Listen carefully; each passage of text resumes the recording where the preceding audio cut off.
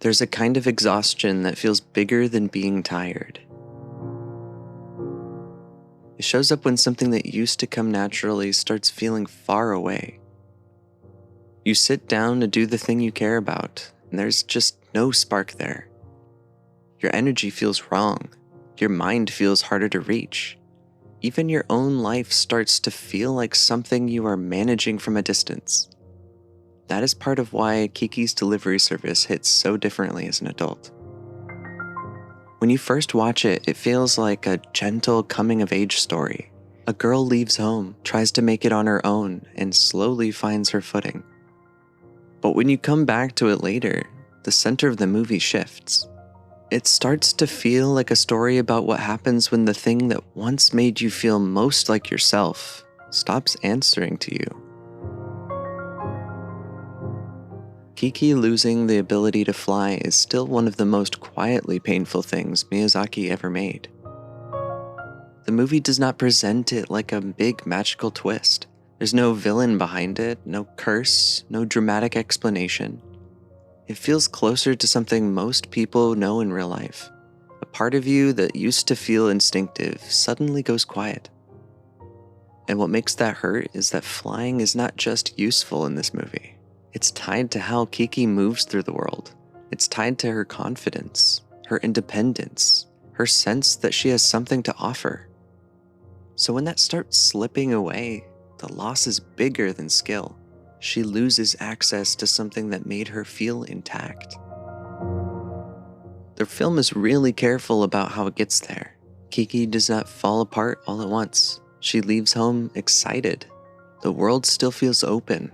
She's nervous, but hopeful in that young way where hope still feels like a kind of fuel. For a while, that carries her.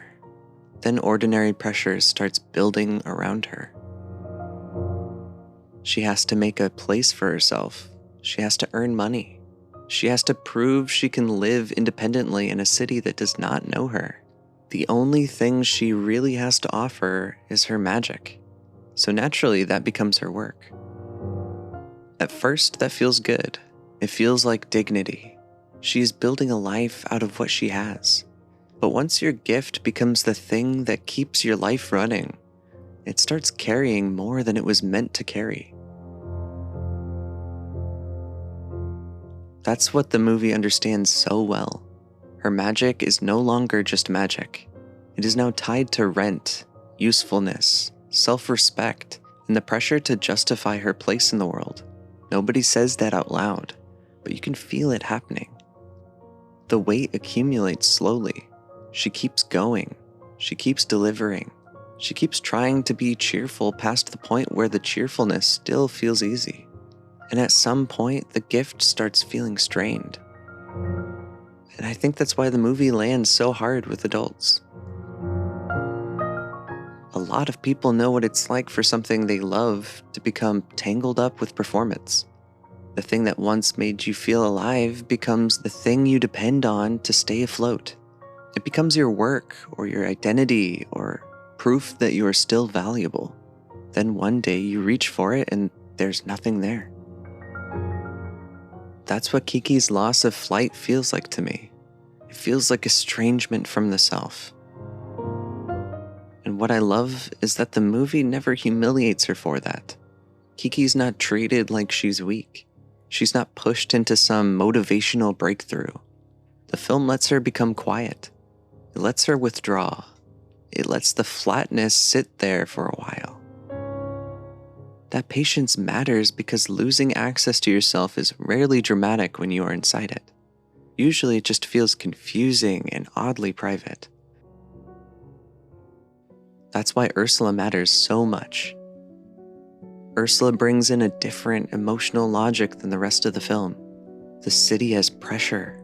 It has noise. It has urgency. Ursula's cabin feels like a place where nobody is asking Kiki to prove anything. Even the air feels different there. And Ursula does something very simple. She treats creative emptiness as part of being alive. She doesn't make Kiki's block into a moral problem. She doesn't act like the answer is to force herself harder. She talks about it like an inner season, something real, something frustrating, but not something shameful. That is such a small shift, but it changes the whole feeling of the movie.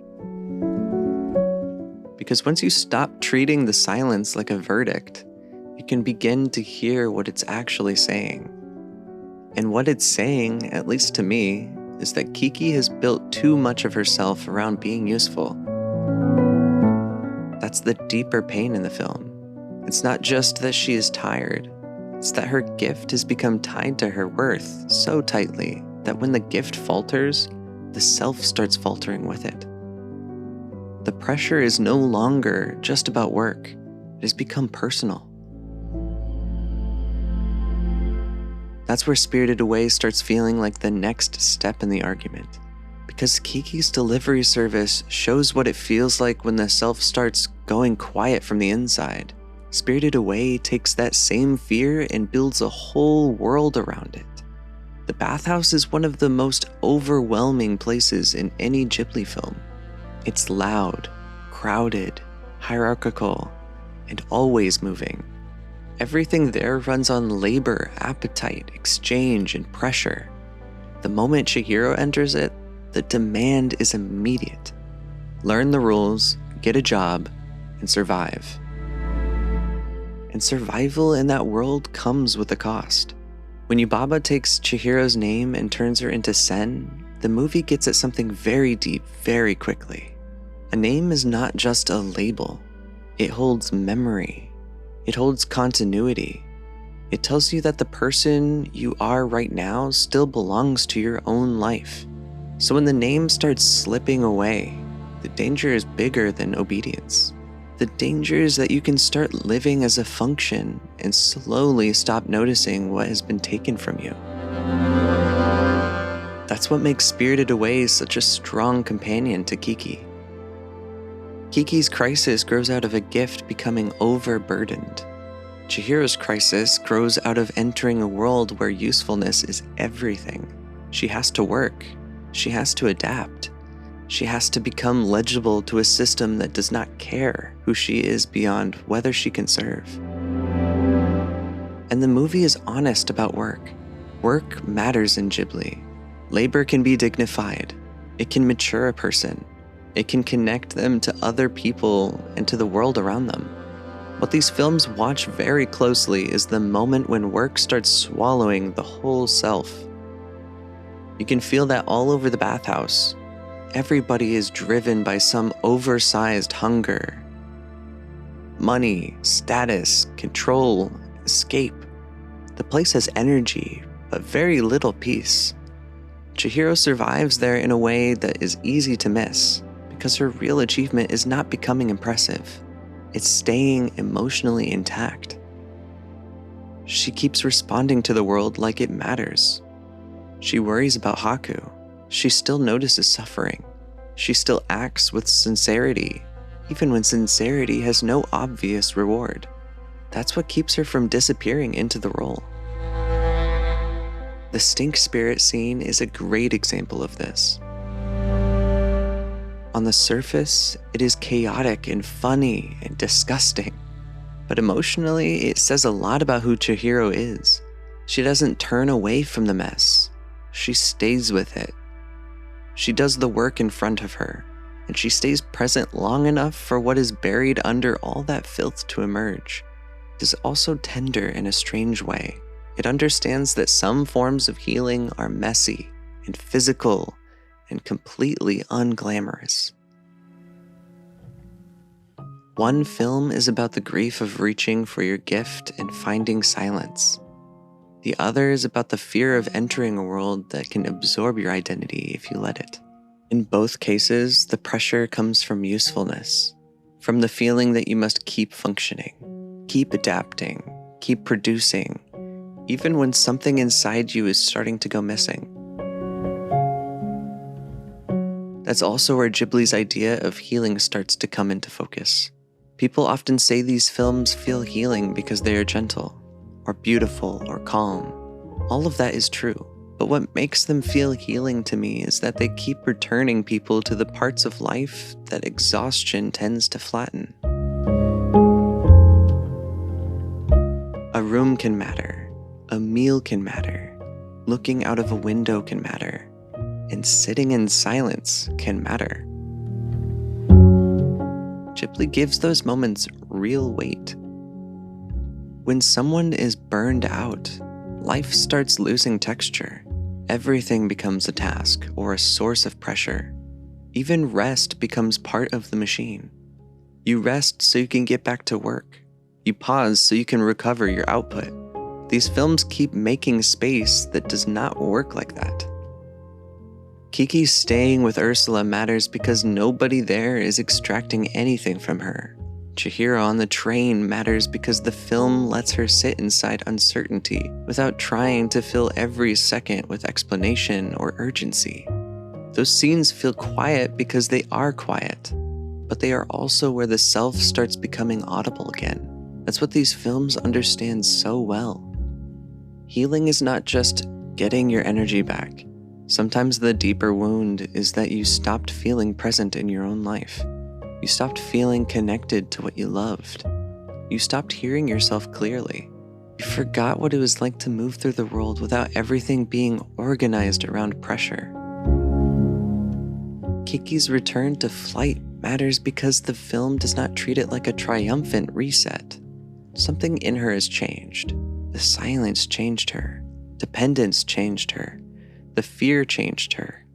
When the magic comes back, it feels more fragile than before, which is part of why it feels true. And Spirited Away reaches something similar through memory. So much of that film turns on remembering a name, a promise, a person beneath enchantment. Memory is not just sentimental there. It's how the self stays connected to itself. It's how Chihiro and Haku keep from being fully claimed by the world around them. That lands because burnout can make people emotionally forgetful. You forget what moved you. You forget what your mind sounds like when it's not rushing. You forget parts of yourself that existed before everything got rearranged around survival. So when people say Ghibli feels healing, I think this is closer to what they mean. These movies make room for a person to exist outside pure usefulness. They stay close to the ordinary things that help a self come back into focus. A place to rest, someone who sees you clearly, work that still leaves space for feeling, a memory that reminds you who you are, a moment of stillness where your life stops sounding like instructions. That leads to a much quieter idea of purpose. Purpose here is not some grand destiny. It's closer to being in contact with yourself and with the world around you. It's being able to do what is in front of you without disappearing into it. That's what Kiki and Chihiro are both trying to protect, even if they move through very different worlds. By the end of Kiki's delivery service, the question is not whether she can go back to exactly who she was before. The question is whether she can live with a different relationship to herself, one that leaves room for limits, one that does not treat every silence as a final judgment.